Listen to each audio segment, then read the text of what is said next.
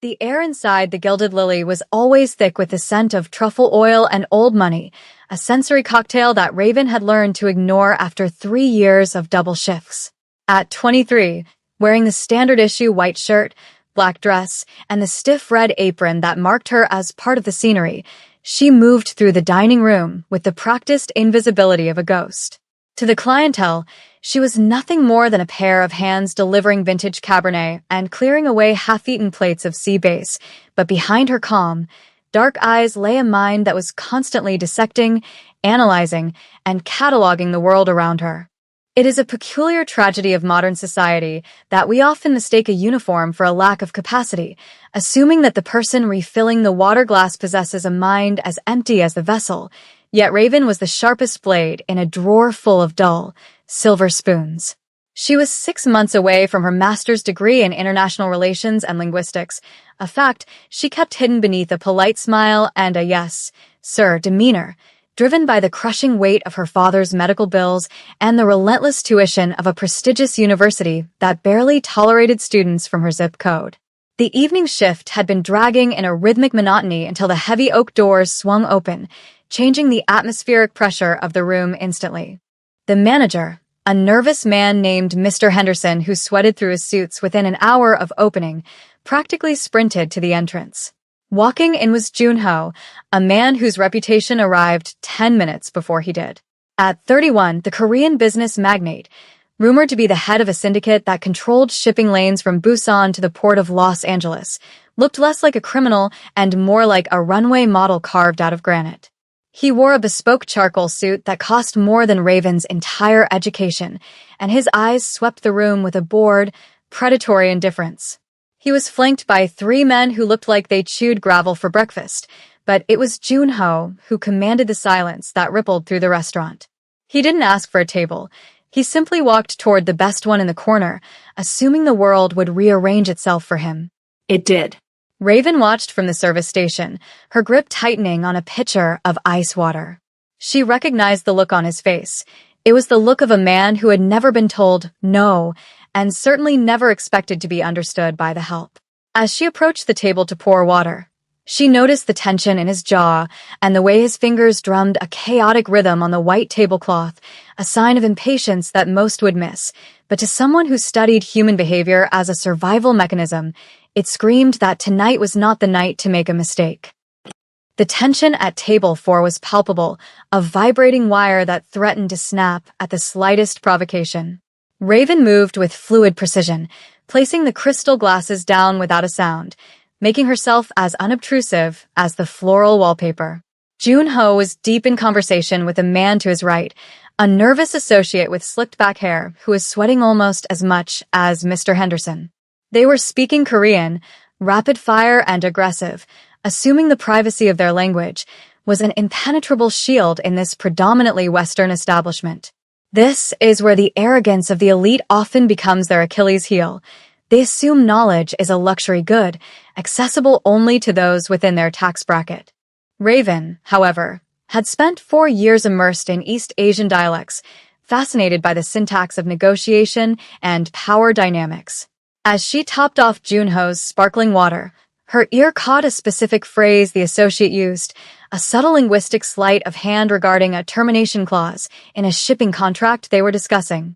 The associate was lying to Junho, assuring him the terms were standard when, in fact, the phrasing he used implied a total forfeiture of assets in the event of a delay. It was a betrayal happening in plain sight, masked by complex legal terminology. Raven paused, her hand hovering just a fraction of a second too long near the glass. It was a microscopic hesitation, but Junho, whose survival depended on noticing the microscopic, snapped his head up. His eyes, dark and piercing, locked onto hers. He didn't see a student or a linguist. He saw a waitress who was lingering. "Is there a problem?" he asked in English, his voice smooth but laced with a dangerous edge. The table went silent. The associate looked relieved for the distraction. Raven lowered the pitcher, clutching it to her chest like a shield. "No, sir," she said softly, her voice steady despite the adrenaline flooding her system. I noticed your glass was low." Junho narrowed his eyes. sensing something beneath the surface of her deference. He hated being observed. He hated the feeling that this girl in the cheap red apron was analyzing him. He leaned back, crossing his arms, deciding to make an example of her to vent his frustration with the negotiations. "You are listening," he accused, switching back to English to humiliate her before the room. Hovering like a fly, he gestured dismissively at her, a motion that reduced her to a nuisance. "Do you enjoy eavesdropping on conversations you cannot possibly comprehend?" The associate snickered, emboldened by his boss's cruelty. Raven stood her ground, her chin lifting slightly, a spark of defiance igniting in her eyes that caught Junho off guard. He saw the intelligence there, and it irritated him. He wanted to crush it. He slammed his hand on the table, making the silverware jump. "Tell me," he sneered, leaning in, his voice dropping to a mocking whisper that carried across the silent dining room. "What could a waitress possibly find interesting in corporate litigation? If you're so smart, then translate it." The challenge hung in the air, a gauntlet thrown down with the absolute certainty that it would not be picked up. The restaurant had gone deathly quiet.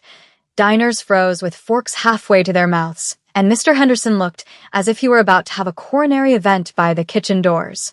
For a second, the only sound was the hum of the HVAC system and the thudding of Raven's own heart. But in that silence, something shifted. The fear that usually governed her interactions with men like Junho evaporated, replaced by a cold, crystalline clarity. It was the clarity of someone who realizes that their armor of invisibility has been shattered, so they might as well pick up a sword. Raven set the water pitcher down on the service tray with a deliberate, heavy thud. She straightened her posture, smoothing the front of her red apron, and looked Junho directly in the eyes. When she opened her mouth, the English disappeared. "The gentleman to your right is not discussing standard litigation," she said in flawless, formal Korean, her pronunciation crisp, carrying the refined accent of a Seoul news anchor rather than a foreigner. The shock on the associate's face was immediate and total. His jaw went slack, and the color drained from his skin. Junho didn't move, but his eyes widened, the pupils dilating as he processed the impossible sound coming from the waitress. Raven didn't stop there. She continued, still in Korean, gesturing slightly to the documents spread on the table. He used the term asset forfeiture under the guise of a compliance hold. If you sign that addendum in its current state, you aren't just agreeing to a delay. You are legally agreeing to surrender the cargo to the holding company if the timeline shifts by even 6 hours. He is selling you out to the Port Authority's private contractors. She finished the sentence and switched back to English, her voice dropping to a professional, almost bored tone. "Sir," the silence that followed was heavier than the one before. It wasn't the silence of awkwardness. It was the silence of a paradigm shift. The associate began to stammer, terrified, looking for an exit that didn't exist. Junho slowly turned his head from Raven to the man beside him. The look on the associate's face confirmed the accusation far more effectively than any confession could have. The man was pale, a sheen of cold sweat breaking across his forehead as he realized the safety of his linguistic fortress had just been breached by the person refilling his water glass. Junho didn't yell. He didn't flip the table or cause a scene that would alert the other diners. Instead, a terrifying calm settled over him, a stillness that was infinitely more dangerous than rage. He picked up the contract, his eyes scanning the paragraph Raven had indicated, and though he wasn't a legal scholar, the context clues provided by the associate's terror filled in the gaps. He looked at the man, then pointed a single, manicured finger toward the exit. The gesture was absolute. There was no negotiation, no severance package, no second chance. The associate scrambled out of the booth, gathering his briefcase with trembling hands, stumbling over his own feet in a desperate bid to escape the gravity of Junho's presence before the consequences became physical. The restaurant remained oblivious to the execution that had just taken place, save for Mr. Henderson, who was watching from the maitre d' stand with his mouth slightly agape, looking as though he were witnessing a natural disaster in slow motion. Junho waited until the doors swung shut behind the trader before turning his attention back to the woman standing beside his table. The dynamic had shifted tectonically. Raven wasn't holding the pitcher anymore. She had set it down, her hands clasped in front of her, waiting. She wasn't trembling. Junho studied her, really seeing her for the first time, not as furniture, but as a player on the board. He gestured to the empty seat opposite him, the leather still warm from the man he had just exiled. "Sit," he commanded. It wasn't an invitation. It was a directive. Mr. Henderson started to rush forward, his hands waving in a panic to enforce the strict hierarchy of service staff, but Junho didn't even look at him. He simply held up a hand, palm out, freezing the manager in his tracks. Raven hesitated for a fraction of a second, the training of 3 years warring with the opportunity of a lifetime, before she untied her apron, folded it neatly over the back of the chair, and sat down. The silence between them was heavy, filled with the unspoken weight of class barriers being dismantled in real time. Junho poured sparkling water into the glass that had belonged to his associate and slid it across the white tablecloth toward her. It was a symbolic gesture, an equalization of status that felt louder than a shout. "You speak the Gyeongsang dialect," Junho observed, his voice low, stripping away the arrogance to reveal a sharp, analytical curiosity. "That is not something one learns in a university classroom. That is the accent of the shipyards, of the old neighborhoods in Busan." "How?" Raven took a sip of the water, the bubbles sharp against her tongue, buying herself a moment to calibrate her answer. She knew that men like Junho didn't appreciate embellishment. They traded in information as currency. "My father was a foreman on the docks in Oakland," she replied, her voice steady, locking eyes with him. "He worked with the import crews for 20 years before his back gave out. The crews were mostly Korean. I grew up listening to them argue, bargain, and tell stories during lunch breaks. I learned the language before I learned the grammar." She paused, letting the reality of her background sink in, the blue-collar roots that mirrored his own likely rise to power. "I polished it with a degree, but the ear." The ear came from the docks. Junho leaned back, a flicker of genuine respect crossing his stoic features. He appreciated the grit of it. It made sense why she understood the aggressive nuance of the contract. She hadn't learned Korean to read poetry. She had learned it to survive in a world of hard labor and hard negotiations. "And yet," Junho said, gesturing to the busy restaurant floor, to the life of servitude she had just stepped out of, "you are here, carrying plates for people who tip you in loose change. Why?" It was the question that haunted Raven every night, the gap between her potential and her reality. "Because intellect doesn't pay for chemotherapy," she said bluntly, the raw honesty of it cutting through the sophisticated atmosphere. "My father's insurance capped out 6 months ago. The tuition for my master's program drained the savings. I work double shifts here because it's the only place that offers cash tips immediately, and right now, cash is the only thing keeping the lights on." Junho absorbed this information, his fingers steepled under his chin. He was a man who understood leverage, and he saw a tremendous amount of it sitting across from him. He saw a weapon that had been left to rust in a scabbard of poverty.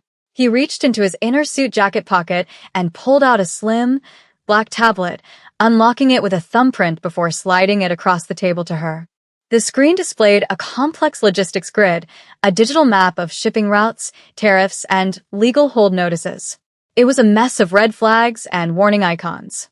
"I have a conference call in 15 minutes with a supplier in Incheon who believes he has me in a corner," Junho said, his tone shifting from inquisitive to professional. "He is using a dialect even more obscure than your associates, and he is hiding behind bureaucratic delays to drive up the price of raw materials by 40%. My previous translator was too polite to call him a liar. My associate," he glanced at the empty door, was apparently helping him. He looked at Raven, his eyes hard and challenging. "I don't need a translator, Raven. I have apps for that. I need a shark. I need someone who understands that a contract is just a declaration of war by other means." He tapped the table next to the tablet. "Read the correspondence. Tell me where he is weak. If you can find the leverage, I need to crush this price hike. I will pay off your father's medical debt tonight. If you fail, you go back to the kitchen, and I forget you exist." The stakes were absurdly high, a life-changing gamble thrown onto a dinner table, but Raven didn't blink. She pulled the tablet closer, her eyes scanning the data streams, the emails, the aggressive posturing of the supplier. The world around her, the clinking silverware, the murmur of conversation, the nervous hovering of Mr. Henderson, faded into a dull background hum. Her mind sharpened, shifting into the high-gear analytical mode that she usually had to suppress. She wasn't reading words. She was reading intent. She scrolled through weeks of communication, spotting patterns, delays that didn't match weather reports, and excuses that contradicted Port Authority logs she remembered reading for a grad school case study. 5 minutes passed in silence. Jun-ho watched her, sipping his wine, noting the way her eyes darted across the screen, the way her brow furrowed not in confusion, but in calculation. Finally, she stopped scrolling. She looked up, and for the first time, there was a small, dangerous smile on her face, a mirror of the expression Jun-ho often wore when he knew he had won. "He's bluffing," Raven said, her voice dropping to a conspiratorial whisper. She turned the tablet around, pointing to a series of timestamps. "He claims the delay is due to a labor strike in the Incheon sector, which justifies the force majeure clause to hike the price. But look here," she tapped a shipping manifest from a subsidiary company. "He shipped 3 tons of electronics out of the same port, on the same day, using the same union labor. There is no strike. He's creating an artificial bottleneck to squeeze you because he thinks you're desperate for the steel." She looked up at Jun-ho, her eyes blazing with a thrill of the hunt. But here's the kill shot. In his last email, he mentioned a compliance review with the Ministry of Trade. If you flag this inconsistency to the ministry, the fact that he's claiming a strike for one client while shipping for another, he doesn't just lose the price hike. He loses his export license for fraud. Jun-ho stared at the data, then at Raven. He began to laugh, a low, rich sound that seemed to startle the nearby tables. It wasn't a laugh of humor. It was the laugh of a man who had just found a diamond in a pile of coal. He checked his watch. "The call is in 3 minutes," he said, standing up and buttoning his jacket. He didn't ask if she was coming, he simply expected it. "Mr. Henderson," he called out, his voice booming. The manager scurried over, looking terrified. "She is finished for the evening. In fact, she is finished forever. Send her final check to my office." He looked at Raven, extending a hand, not to shake, but to guide her toward the exit, toward the black SUV waiting at the curb, toward a future that had just radically expanded. "Come," he said. "We have a supplier to bankrupt." The drive to Jun-ho's private offices was a blur of city lights and adrenaline, but Raven felt a strange sense of calm. For years, she had felt like a racehorse forced to pull a plow, her capacity for speed and strategy wasted on the repetitive drudgery of survival. Now, sitting in the leather interior of the SUV, reviewing the strategy for the call, she felt the exhilarating snap of potential locking into place. The call itself was brutal and short. With Raven on the speakerphone, guiding Jun-ho's rebuttals, dissecting the supplier's lies with surgical precision in his own dialect, the opposition crumbled. The supplier stuttered, backtracked, and finally capitulated, agreeing to the original price with a discount for the misunderstanding. When the line went dead, the silence in the office was different than it had been in the restaurant. It was the silence of partnership. Jun-ho opened a drawer in his mahogany desk and pulled out a checkbook. He wrote a figure that made Raven's breath hitch. It was enough to cover the hospital bills, the student loans, and leave a cushion she hadn't dared to dream of. He slid it across the desk. "This is for tonight," he said. "The contract for your employment as my chief strategy officer will be on your desk tomorrow morning. The salary will be commensurate with your value, which, as we have established, is significant." Raven picked up the check, her fingers brushing the paper that represented her father's life and her own freedom. She looked at Jun-ho, the man who had walked in as a villain and was now, in a twisted, pragmatic way, the catalyst for her liberation. "You didn't hire me because I'm smart," she said, a realization dawning on her. "You hired me because I was hungry." Jun-ho stood up, walking to the window to look out at the city skyline, a kingdom that they would now navigate together. "Smart people are everywhere, Raven," he said, his reflection catching hers in the glass. "Universities churn them out by the thousands. But people who can translate